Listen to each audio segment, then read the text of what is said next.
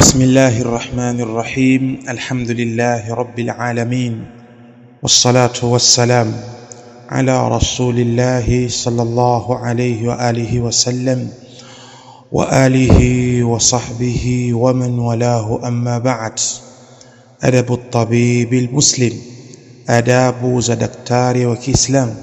الشعار، alama, ishara, nembo yako ewe daktari. ليكن شعارك أيها الطبيب أنك عبد لله، بس iwe alama yako, ishara yako ewe dokta, ewe daktari, kwamba wewe ni mja wa Allah.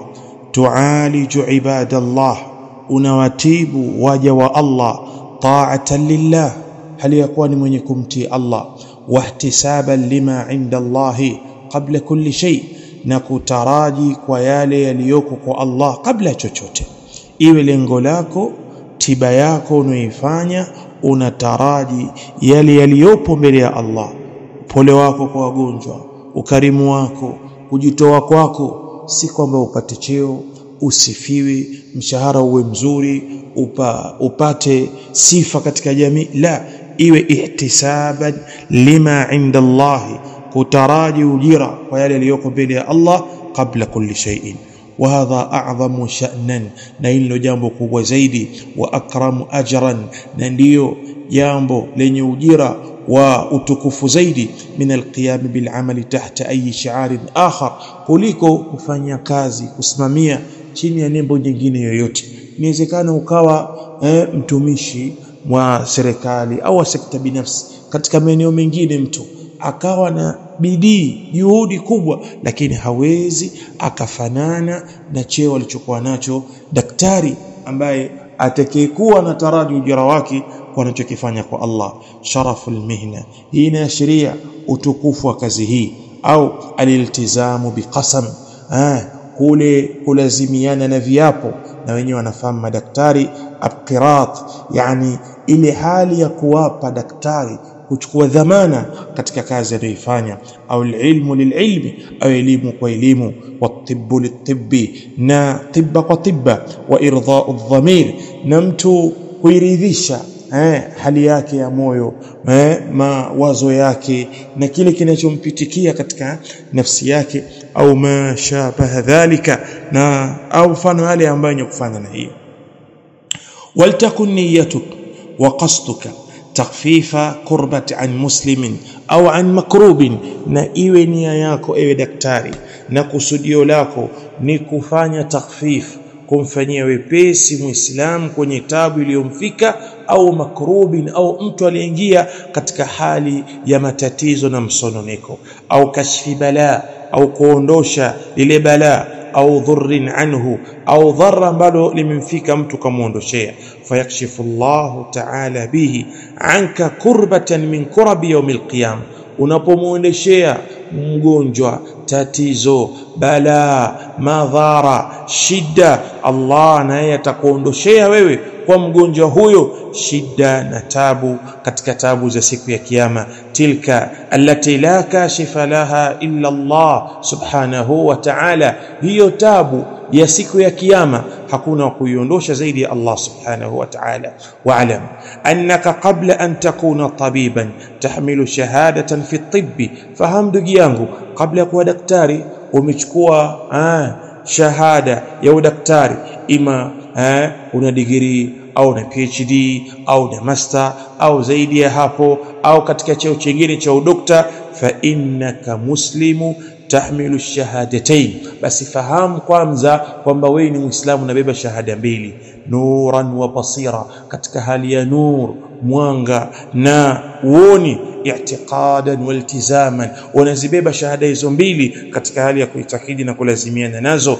Wa hadha yujibu alayka an-nusha li kulli muslim, na hili lawajibisha juu yako kumsafiania kila muislamu anayekuja katika kazi yako na kukuhitajia wewe, warahma bihi, na kumhurumia, walhadbi alayhi, na kumfanyia upole, bal ala kulli insan yastahiqu arrahma wal aun, bali juu ya kila mwanadamu anastahiki kurehemewa na kusaidiwa. Bal hatta alhayawan alajab, bali hata wale wanyama ambao hawazungumzi wala hawasemi, fa inna fi tahfifi alamihi ajran, wa kuwa katika kule kumwepesishia yule mnyama katika maumivu anayopata kuna ujira. Warahimuna yarhamuhumullah, na wale ambao wenye kurehemu wenye huruma Allah anawarehemu. Waman la yarhamu an-nas la yarhamuhullah, na wale ambao hawaonei huruma watu basi Allah warehemu.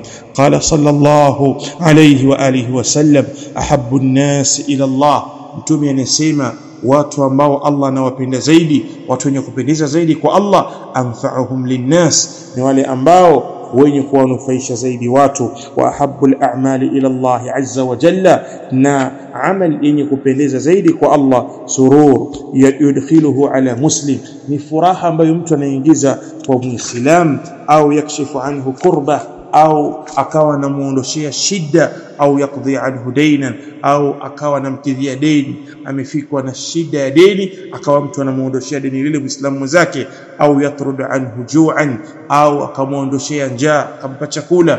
Wala an amshi ma'a akhin fi hajatin ahabbu ilayya min an a'takifa fi hadha almasjid an-nabawi shahran, na nasema wallahi kutembea na ndugu yangu katika haja shida ambayo yuko nayo, nikaenda naye bega kwa bega nikamsaidia, nikawa niko naye, kama ni maradhi, kama ni mtihani, kama wewe daktari ukaona hii hali aliyokuwa nayo hii, bila ya kutoa msaada wako, kutoa nguvu zako, hawa wengine ambao pengine wapo wenye kulifahamu hili hawana uchungu, hawana huruma. Wewe ni mtu ambaye unasali, unafanya ibada, basi ikawa umelitoa jambo hili ukatembea na ndugu yako muislam katika haja. Mtume anasema wala an amshi ma'a akhin fi hajatin, na wallahi mimi kutembea pamoja na ndugu yangu katika haja shida aliyokuwa nayo, ahabba ilayya min an a'takifa fi hadha almasjid, wallahi inapendeza zaidi kwangu mimi kuliko kukaa itikafu katika msikiti huu, msikiti wa mtume, shahran, mwezi mzima. Alhadith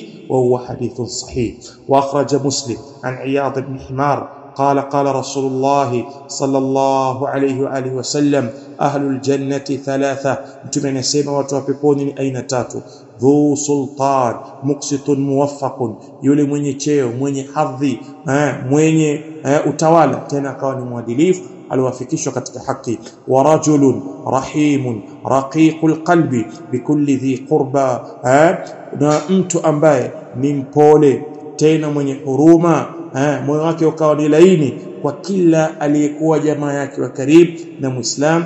Wa afifun mutaaffifun dhu iyal, na yule ambaye ni mnyonge lakini mwenye kujihifadhi, haombi watu, akawa anajihifadhi na akawa na anajilinda na kudhalilika, tena mwenye familia. Na ushahidi katika hadithi yetu, wa rajulun rahimun raqiqul qalbi bikulli dhi qurba wa muslim, na mtu ambaye ni mwenye huruma tena mwenye moyo laini. Na hii ndio hali ambayo inatakana kuwa nayo nani? Daktari. Isiwe daktari yupo katika hali ya maslahi zaidi, amesoma ilmu ya kuwasaidia waja wa Allah, lakini anawadharau, anawatolea jeuri, yupo katika pilika zake, hajali nafasi aliyokuwa nayo. Huku kuna watu chungu nzima wamekaa wanamsubiri, foleni kubwa, yani kana chache, anasikiliza mambo ya soko, anazungumza tu na simu katika muda ambao watu wanamhitajia zaidi kwa ile nafasi aliyokuwa nayo. Kwa hiyo ndugu yangu, kaka yangu, dada yangu ambaye upo katika shughuli hii, fahamu dhima ulioibeba ni kubwa na ujira wake mbele ya Allah ni mkubwa. Itengeze nafsi yako, shiaruka, nembo yako, alama yako iwe kumkusudia Allah katika kazi unayoifanya na kutafuta ujira mbele ya Allah. Wangapi katika watu utaokoa? Wangapi katika wagonjwa utakaowasaidia? Wangapi katika wale wenye matatizo ukawaliwaza na ikawa ni sababu ya Allah kukupaisha daraja mbele yake siku ya kiyama. والله أعلم وأحكم وبارك الله فيكم.